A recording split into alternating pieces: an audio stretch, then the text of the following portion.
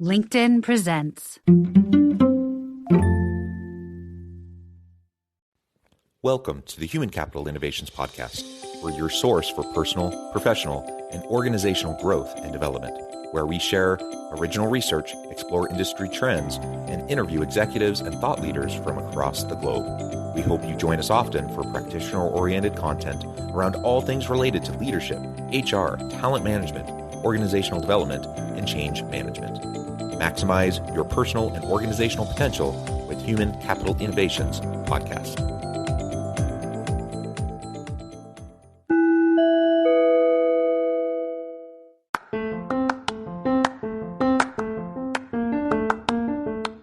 If you enjoy the Human Capital Innovations Podcast, enjoy ad-free listening by going to the Patreon page, and please consider contributing even at the producer or sponsorship level. And please leave a review. Thank you for your support.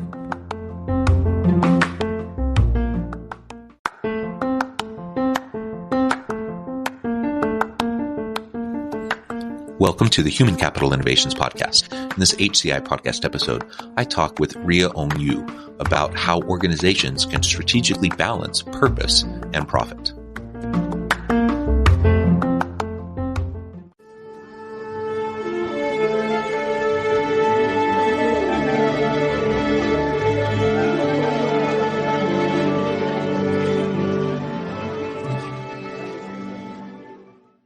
Rhea Ong Yiu, welcome to the Human Capital Innovations Podcast.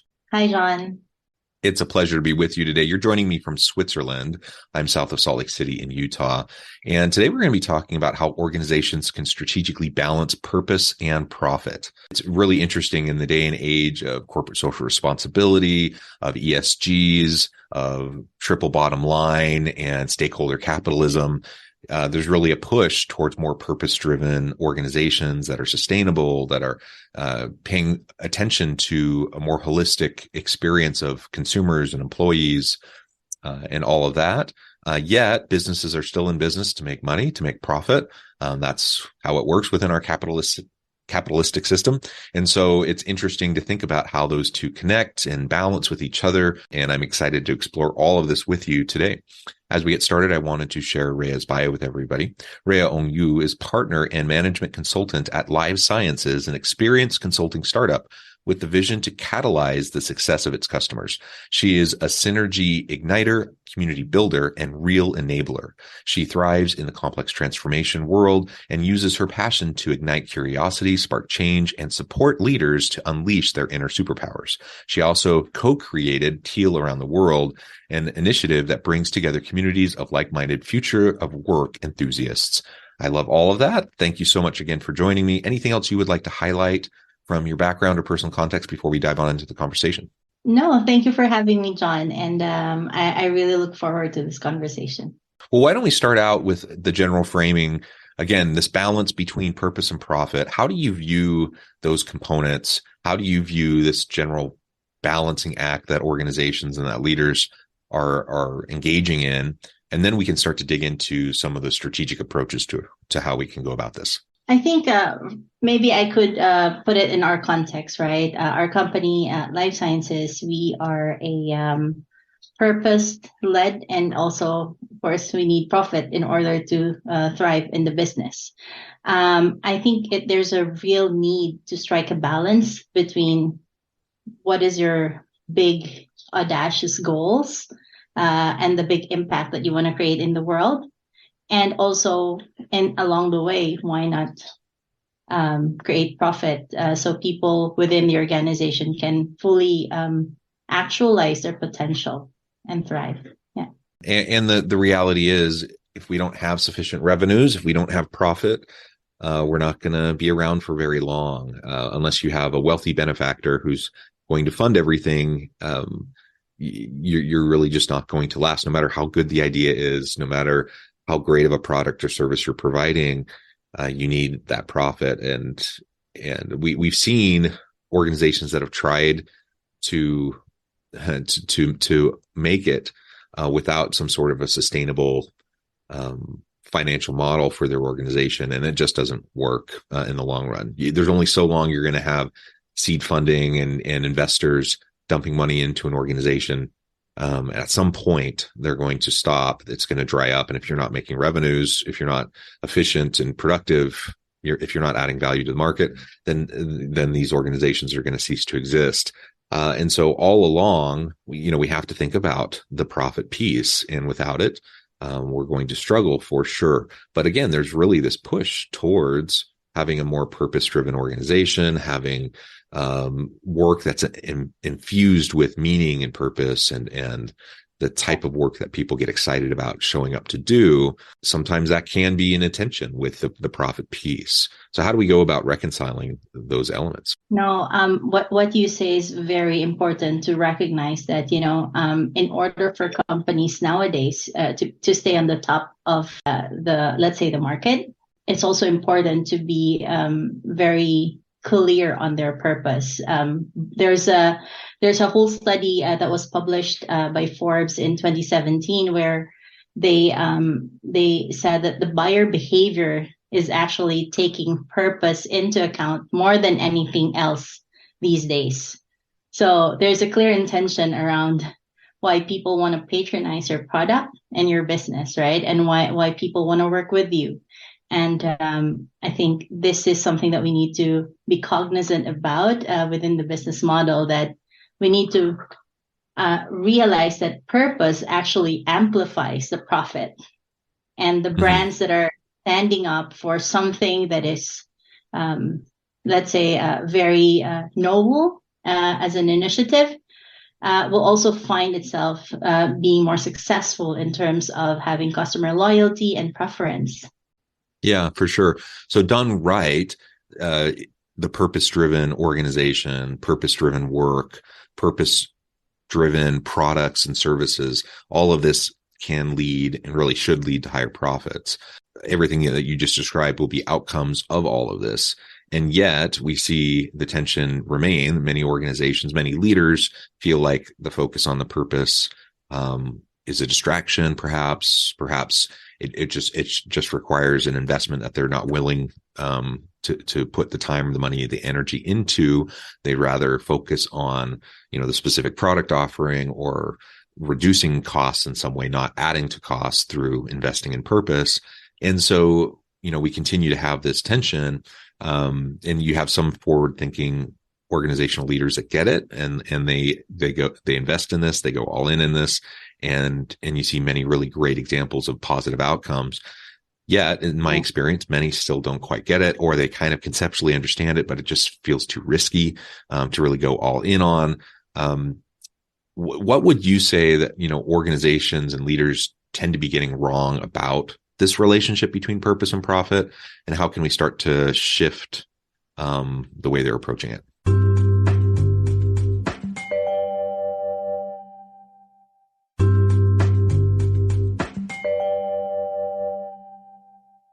I think there's many things that I can think of. One is in a recent conversation that we've been having around purpose. There's also this: if you're working in a huge organization that has a very aspirational purpose, right? We want to be super innovative to create better futures for our customers. Let's say that's their purpose. And if you are far into the value chain within this whole organization, because it's too big, you probably don't have an interaction with the customers. You don't understand what is there. And there's a need to invest and to bridge that understanding of, is my purpose actually, my personal purpose, aligned with this company purpose? That's one thing, right? Is our purpose very aspirational for your own people as well, that they can really see themselves serving that purpose in their day-to-day work, no matter how far they are from the customer. And that's one thing to bridge. And the other thing is, I think there's a notion that businesses are still very much profit driven. And so how do we change that narrative? How do we actually look at what is the impact we're trying to create as a business? What are we trying to bring to the world that will actually maybe shift the needle in terms of the conversations we're having? I love how there's the ESG and all of this. agencies that allow us to anchor into something meaningful.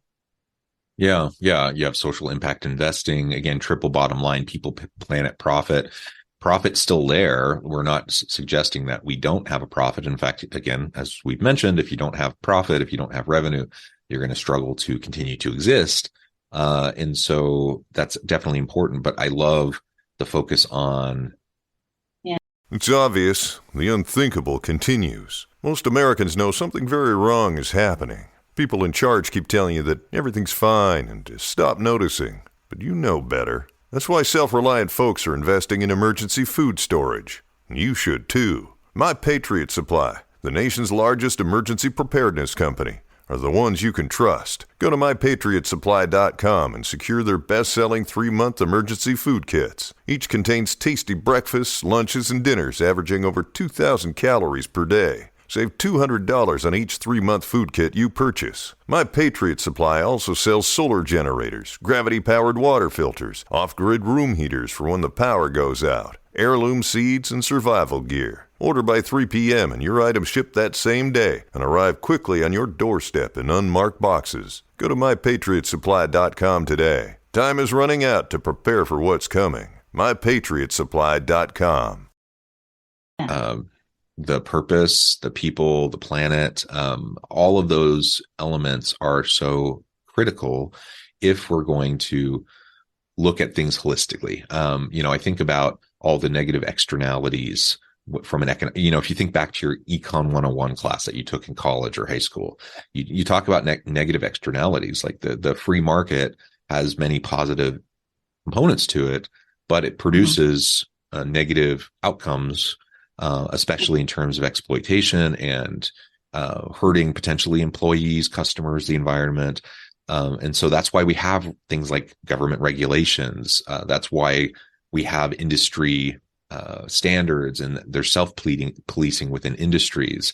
That's why there's been this movement towards more responsible businesses, CSR and ESGs and such, that we just recognize that there are these negative consequences of a capitalistic free market system that needs to be corrected for. But you don't have to throw the baby out with the bathwater. You can still enjoy many of the positive aspects of the free market while also diminishing or mitigating those negative externalities. And purpose is one of the great ways to go about doing that, because people really get passionate about and get behind a people-centric, people-oriented organization that's focused not only on the good of the people within the organization, the employees, the workers, but also the customers. And they recognize the need, the role they play in their community, the needs for from an environmental perspective, et cetera, the social impact components of what the business is doing or could be doing, the impact that they could be having. All of that really contributes to this framework. And man, the public sentiment around this has changed dramatically over the last, certainly the last 10 years, but really the last, couple of decades. I've seen huge shifts, which I think is largely positive, still somewhat performative for some organizations, but the narrative is shifting. Yeah, I completely agree with you. I love seeing that the narrative is slowly, moving into a good direction. You asked earlier, what other things do I see? There's also this notion that purpose work is left to a philanthropic initiative. And I would dare say that it's a lot more than that. Giving money to whatever causes, societal business, social impact businesses, and all of that, it will not change the economic problems, right? It will not make it go away. What does make it go away is when we actually have like real investment of our resources, not just money, but time, thinking, strategy, and the capacity to acquire both the tangible impact and the intangible ROI, which is the fulfillment of the individuals within your system. So let's now spend the rest of our time talking about specific strategies organizations and leaders can take as they're trying to strike this balance between purpose and profit. You've already addressed some of the some of the things organizations are getting wrong, some of the types of mindset shifts that need to occur? What are some of the specific strategic approaches that we can take as we're trying to strike this balance, perhaps shift a culture within our organization? I think the concept of a shared value thinking is very relevant here. When I say shared value thinking, it's about, how do I create a purpose statement within my organization that resonates with my customers, my patients, if you're in the healthcare industry, and also with my people who are working within the organization, right? How can we create a platform for inspiration, a platform for collaboration, to find synergies that we can solve the problems that we are facing or address the needs that are unmet in our society? That's one thing that really comes up to me more and more, is how can we move into that ecosystem where we have partnerships, and we tap into those partnerships to help address the different needs that we see that are emerging in our space, in our business, but also in the market that we are trying to capture.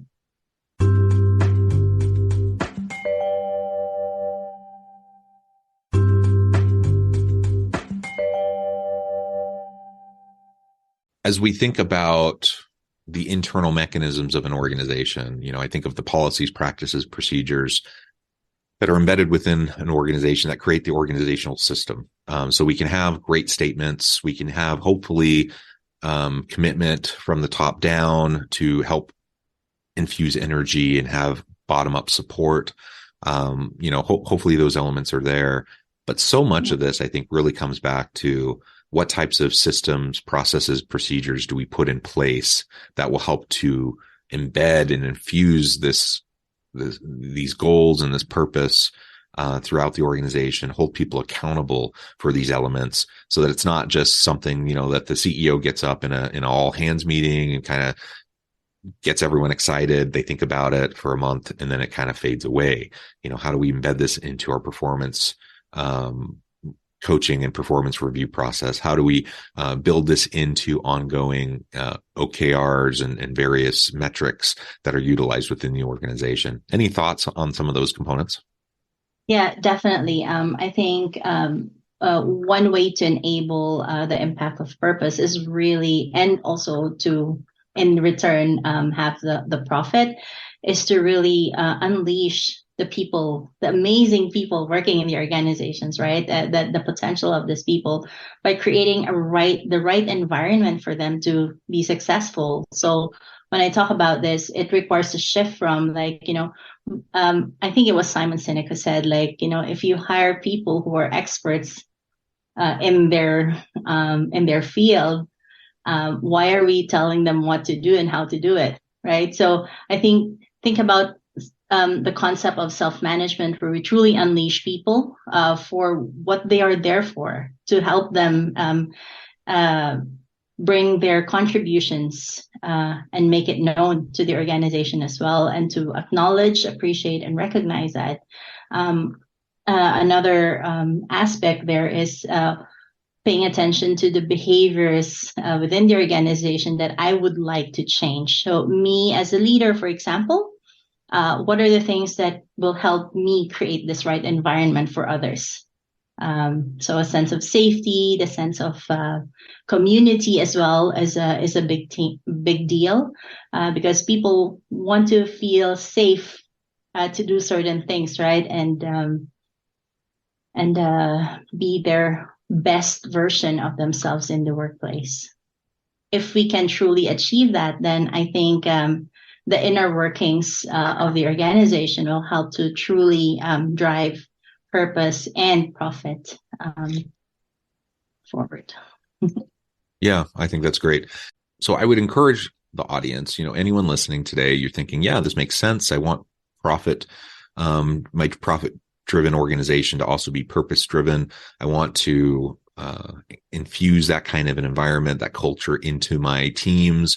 I want them, you recognize the value and how that's going to help you create better stuff, have more sustainable systems, how it's going to help you attract and retain great people, et cetera. All the many benefits that Rhea, that you've suggested and outlined. And there really is a lot of research to go behind all of this. So you're sitting there, you're listening to this, you're thinking, this sounds good. Conceptually, you understand it's important.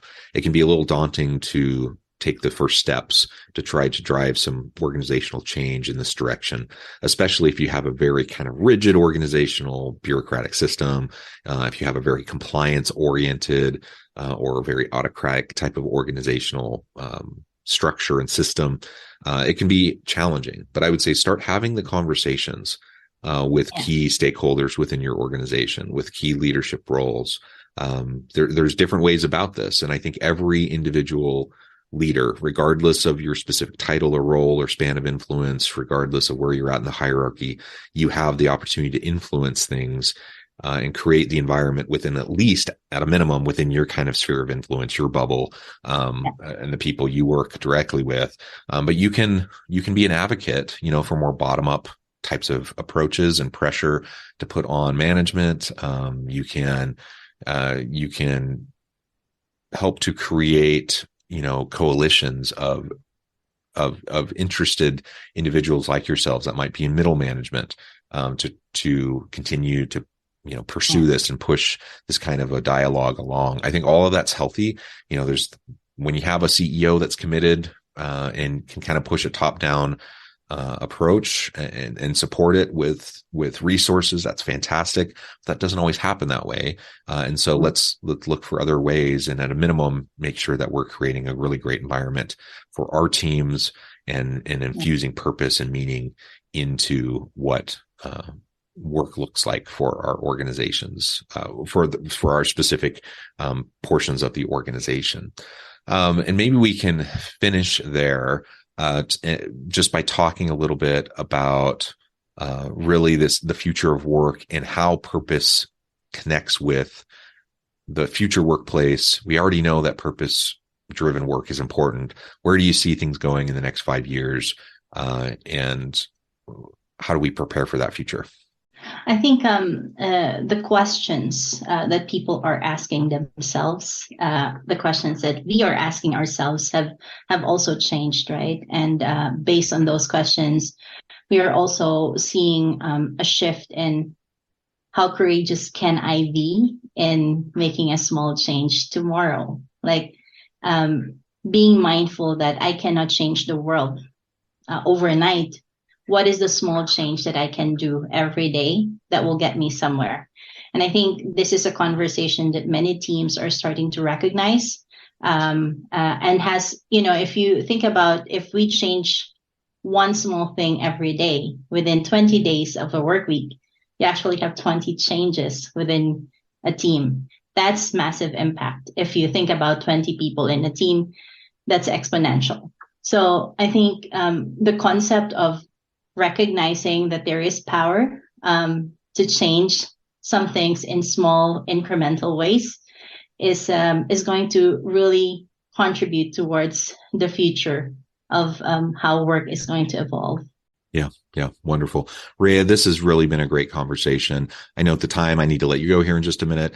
But before we wrap things up, I wanted to give you a chance to share with the audience how they can connect with you, find out more about your work, and then give us a final word on the topic for today. Thank you, John. So, yes, thank you for connecting with me. You can reach me on LinkedIn. You can find me on LinkedIn with Rhea Ong Yiu, RheaOngYiu.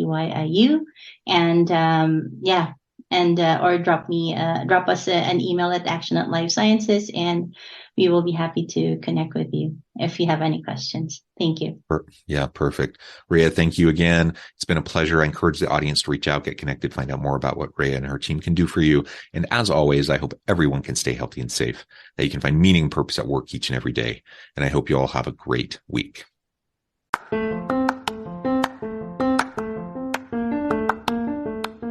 Do you enjoy the Human Capital Innovations podcast? Enjoy ad-free listening by going to the Patreon page, and please consider contributing even at the producer or sponsorship level. And please leave a review. Thank you for your support.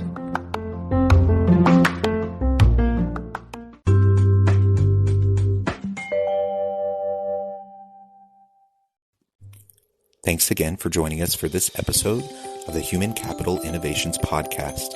I hope you stay healthy and safe and that you have a great week.